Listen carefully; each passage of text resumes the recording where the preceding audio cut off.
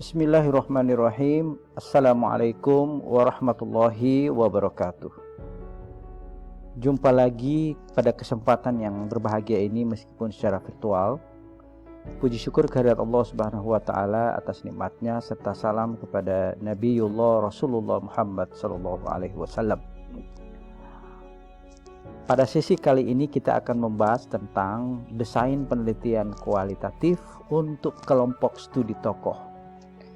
Nah, untuk studi tokoh ini, pada bagian ini kita fokus pada bagaimana menulis proposal sebuah usulan penelitian studi tokoh. Jika kita melihat tentang studi tokoh, maka studi tokoh ini termasuk pada kelompok penelitian kualitatif. Nah, jenis penelitian kualitatif itu ada banyak ragam, diantaranya adalah etnografi, fenomenologis, studi tokoh, studi naratif, dan analisis isi. Nah, kita ketahui bahwa studi tokoh adalah bagian dari pendekatan kualitatif. Oleh karena itu, studi tokoh itu sebenarnya adalah untuk menemukan tentang ketokohan pendidikan Islam. Karena kajian kita tentang pendidikan Islam, maka studi tokoh adalah menemukan tentang ketokohan pendidikan Islam. Itu baik secara individu dalam komunitas tertentu maupun tokoh Islam secara apa yang ingin diungkap adalah tentang pandangan, kemudian motivasi, sejarah hidup, ambisinya selaku individu melalui pengakuannya dan sumber lainnya yang terpercaya. Jadi melalui pengakuannya misalnya dia semasa hidup atau dari sumber lain yang terpercaya apabila tokoh tersebut sudah meninggal dunia. Nah, studi biografi itu adalah untuk mengartikan jenis yang luas tentang penulisan biografis. Itu meliputi banyak ragam. Ada biografi individual atau autobiografi, dilakukan sendiri penulisan itu oleh tokoh, kemudian sejarah kehidupan dan sejarah lisan. Itu menurut Nijam yang dikutip oleh Emjir. Nah, kalau kita ingin memetakan tentang studi tokoh, maka ragam pendekatan studi tokoh itu ada banyak. Di antaranya kalau kita memetakan, pertama adalah dari studi tokoh dari pendekatan geografi. Nah, ini dalam bentuk, biasanya ditulis dalam bentuk portrait maupun secara saintifik, ditulis oleh tokoh itu sendiri atau oleh orang lain. Kemudian ada studi tokoh dari aspek pendekatan pemikiran dan gagasannya. Nah, ini bisa kita dekati dalam bentuk studi teks, studi konteks sejarah, studi hubungan antar teks dan masyarakat. Kemudian ada studi tokoh pada aspek peranan sosial, bagaimana tokoh itu berperan secara sosial. Kemudian studi tokoh yang dipresentasi oleh media. Nah, apakah banyak tokoh yang direpresentasi oleh media, yang diliput oleh media, yang populer oleh media? Itu menjadi bagian dari pendekatan studi tokoh. Kemudian adalah studi tokoh dari sisi analisis budaya visual. Karena banyak tokoh yang divisualkan melalui film dokumenter, dan media visual lain. Nah, dari sisi biografi kita akan bahas satu persatu.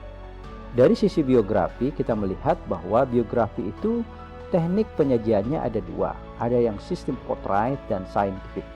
Nah, portrait itu dibagi atas dua, yakni bagaimana seorang tokoh ditulis biografinya oleh orang lain, ini disebut dengan biografi. Kemudian autobiografi. Nah, kalau studi biografis yaitu cerita kehidupan seorang individu yang ditulis oleh orang lain menggunakan dokumen arsip atau catatan-catatan yang dimiliki tokoh tersebut.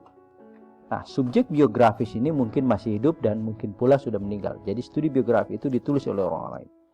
Kalau autobiografi, bedanya adalah cerita kehidupan itu oleh tokoh yang dimaksud, ditulis kehidupannya itu ditulis olehnya sendiri. Itu yang disebut dengan studi biografi.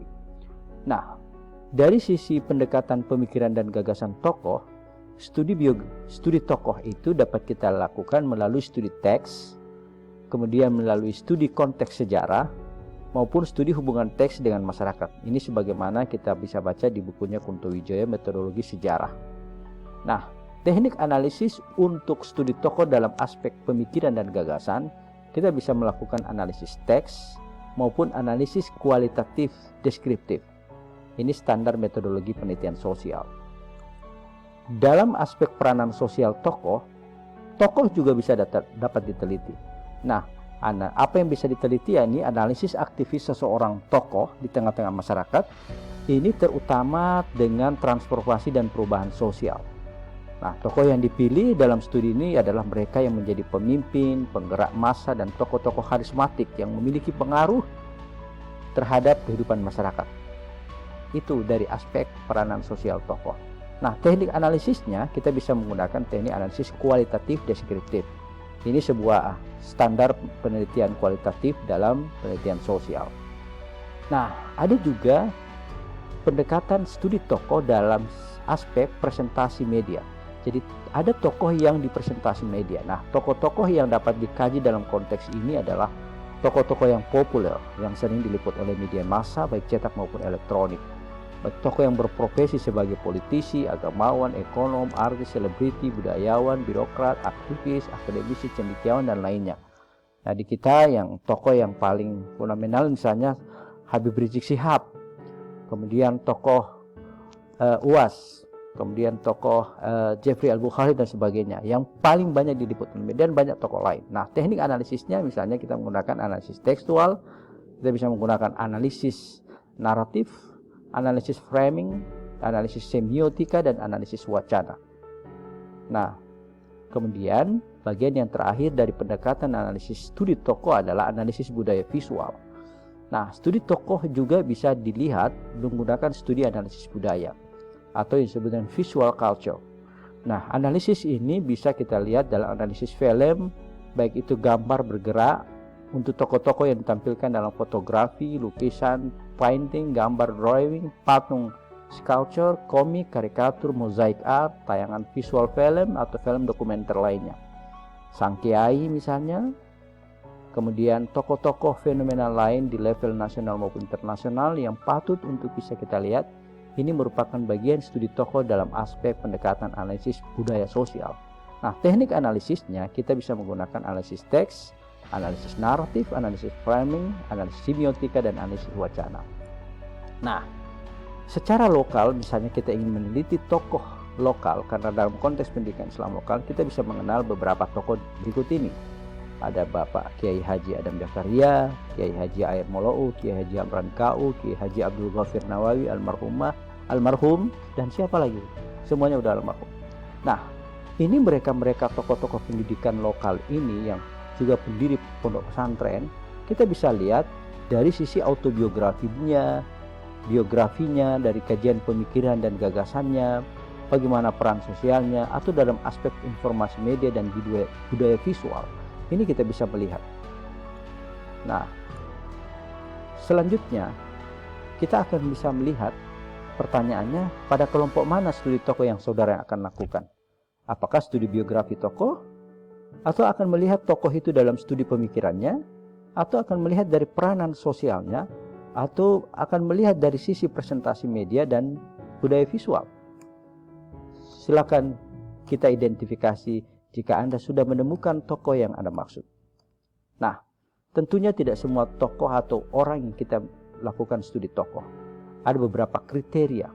Kriteria studi tokoh adalah tokoh itu adalah seorang yang terkemuka atau kenamaan di bidangnya, atau seseorang yang memegang peranan penting dalam suatu bidang atau aspek kehidupan tertentu dalam masyarakat. Seseorang tersebut berasal dan dibesarkan hidup dalam lingkungan masyarakat tertentu. Jadi itu yang disebut dengan tokoh. Nah, ada beberapa kriteria tokoh yang perlu kita analisis dalam studi tokoh. Pertama adalah mempunyai integritas tokoh. Dia punya integritas. Nah, integritas itu menyangkut tentang kedalaman ilmunya, kepemimpinannya, keberhasilannya dalam bidang yang digelutinya, hingga memiliki kekhasan atau kelebihan dibanding orang-orang segenerasinya. Nah, integrasi tokoh juga dapat dilihat dari integritas moral. Kemudian syarat berikut dari studi tokoh adalah tokoh itu mempunyai karya-karya monumental. Nah, karya-karya tersebut bisa berupa karya-karya nyata dalam bentuk fisik maupun karya dalam bentuk non-fisik yang bermanfaat bagi masyarakat atau pemberdayaan manusia pada zamannya ataupun sesudahnya. Jadi punya karya-karya monumental. Kemudian syarat tokoh berikut adalah punya kontribusi jasa yang real. pengaruhnya itu terlihat pada dirasakan nyata oleh masyarakat, baik dalam bentuk pikiran karena maupun yang lain. Nah, kontribusi tokoh juga dapat dilihat dari sisi kepemimpinannya, bukan hanya sekedar bukti fisik tapi kepemimpinannya, kemudian ketokohannya diakui, diidolakan, diteladani, dan dianggap memberikan inspirasi bagi generasi sesudahnya. Dengan demikian, yang menjadi objek penelitian studi tokoh bisa seseorang yang masih hidup ataupun yang sudah meninggal. Jadi siapa bilang studi tokoh hanya dilakukan kepada mereka yang sudah meninggal, yang masih hidup pun bisa. Ini kriterianya. Dan masih banyak kriteria lain tentang studi tokoh.